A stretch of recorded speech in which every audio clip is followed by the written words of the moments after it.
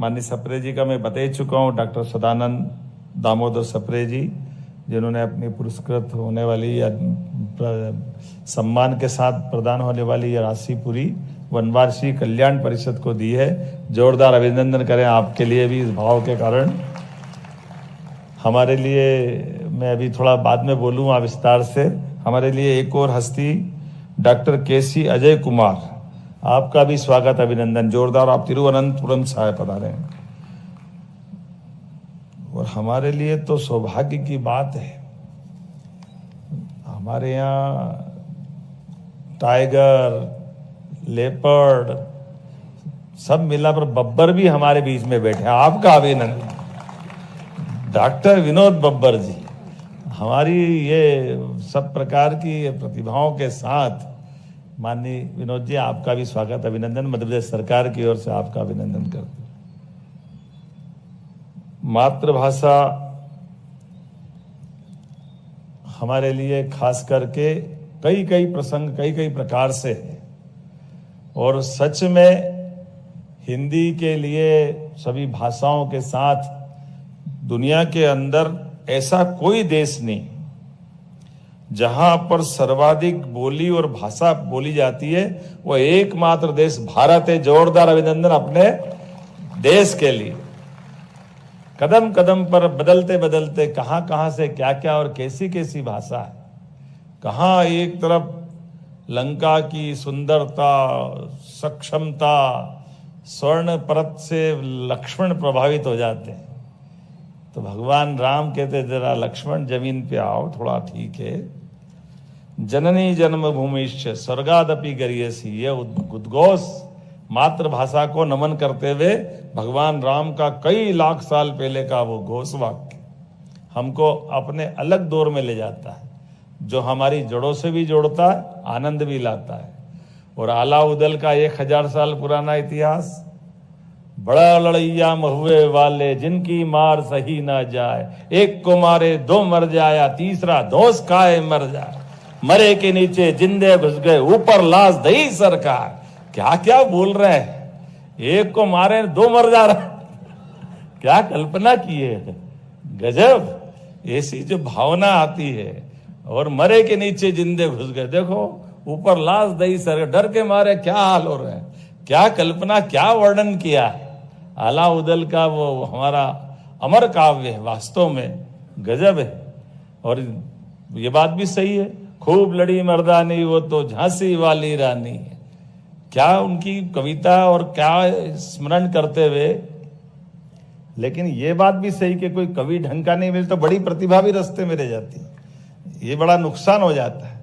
हमारी रानी दुर्गावती 52 युद्ध लड़ती है। दुर्भाग्य के साथ मैं ऐसी आपसे एक निवेदन करूंगा, ऐसे हमारे महापुरुष और ऐसी हमारी महारानी रानी दुर्गावती सहित ऐसे इनके जीवन पर भी काव्य लिखा करके इनकी भी पाठ्यक्रम में जरूर पहुंचाना चाहिए। वो सारी बातें हमारे अतीत के काल की स्मरण कराने के लिए इससे अच्छा मौका क्या होगा। ऐसे कई प्रकार के योगदान को देते हुए। और वैसे हमारी यहाँ की माननीय सुरेश जी भाई साहब भी बैठे हैं, पुचौरी जी मेरी निगाह माफ करना, बाद में ध्यान गया। मैं इतना ही बताना चाह रहा था कि ये भोज की नगरी है और भोज के शासन काल में कवियों की प्रतियोगिता होती थी, कविताओं की। और कविताओं की प्रतियोगिता के माध्यम से पूरे देश के लोग कवियों की कविताओं के आधार पे सुनने और जिनने कविता तैयार की वो मंच पर आकर के अपने प्रस्तुतिकरण देने का आते थे। और ऐसा माना जाता था, वो थोड़ा पुरस्कार तो बड़े वाला है, एक शब्दों पर राजा भोज सोने की ईंट देते थे। एक क्या इनाम मिलता होगा भगवान ही मालिक। एक शब्दों के ऊपर कविता के रचनाओं के बलबूते पर। तो ये हमारी भाषा को, हमारी कविताओं को प्रोत्साहन देने का कितना उज्जवल काल था।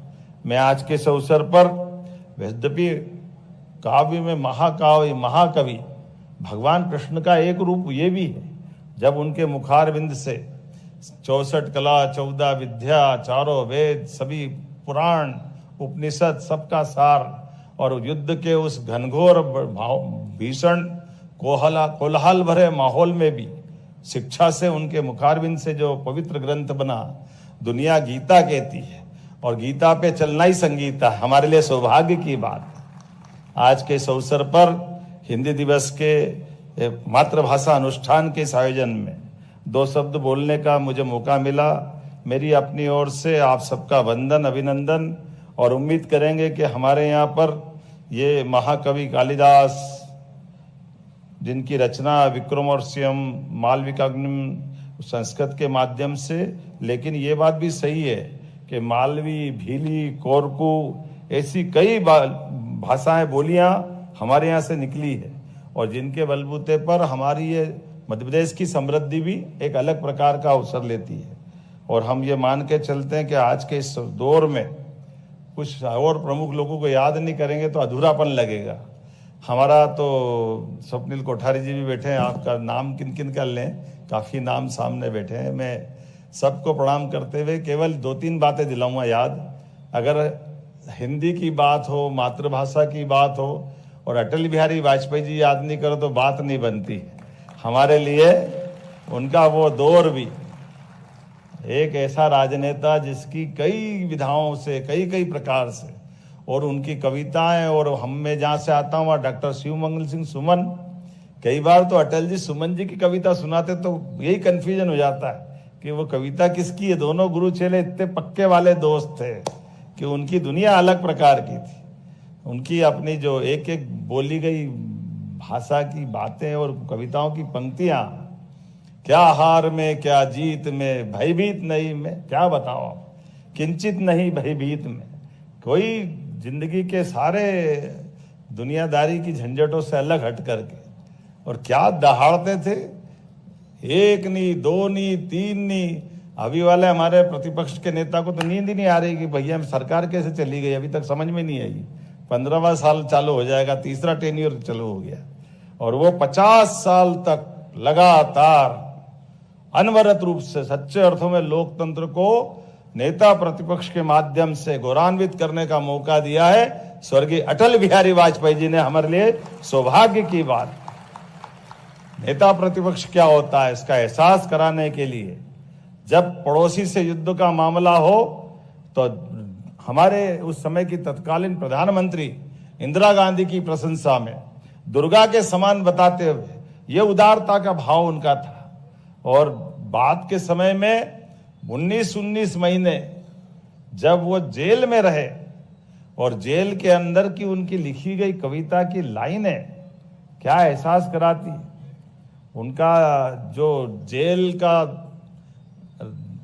भूमि या भवन जहाँ था उसके ठीक सामने हॉस्पिटल था, और हॉस्पिटल में जो हमारी पद्धतियां हैं कि शाम के समय किसी भी परिवार में कोई गमी हो जाए तो गमी होने पे शाम को तो शांति रहती है, और हमारी परंपरा के भोर के साथ, रुदन के साथ अपनी परिवार की उस भावनाओं को व्यक्त करने का तरीका रहता।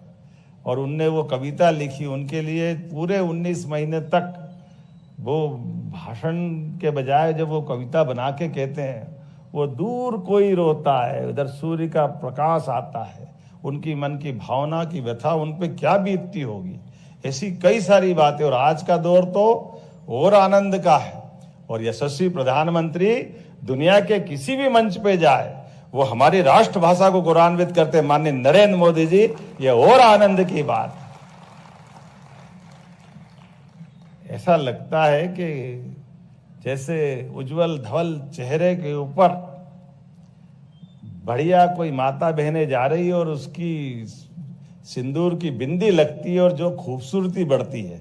ऐसे मोदी जी अगर उस मंच पे जा रहे हिंदी में बोले तो पूरा मुखमंडल अपने मंच का क्या शोभायमान हो जाता है, क्या आनंद आता है। जहां और दुर्भाग्य वो मंच विश्व का कोई भी बड़े से बड़े राजनेता दुनिया के कोई भी हो, अगर वहां मोदी जी नहीं है तो सब कुछ अंधेरा लगता है। वो अमावस की रात है और मोदी जी से आते पूर्णिमा हो जाती, क्या आनंद आता है। उनका अपना उपस्थित रहना एक अलग आनंद देता, अलग बात करता है। तो आज के इस अवसर पर मैं पुनः संस्कृति मंत्रालय के इस पूरे आयोजन में सभी सम्मानित होने वाले सभी महानुभावों को बधाई देना चाहता हूं।